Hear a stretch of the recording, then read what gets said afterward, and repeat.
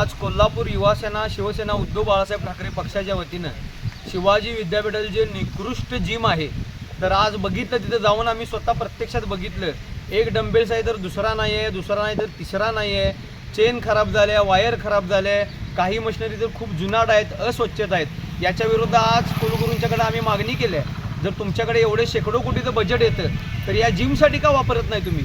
आज विद्यार्थी विद्यापीठातले स्पोर्टच्या बाबतीत जर मोठ्या पद्धतीला जात असतील आणि त्यांना जर व्यायाम नसेल, चांगली मशिनरी नसेल, तर ते सशक्त विद्यार्थी म्हणून कसे बनतील?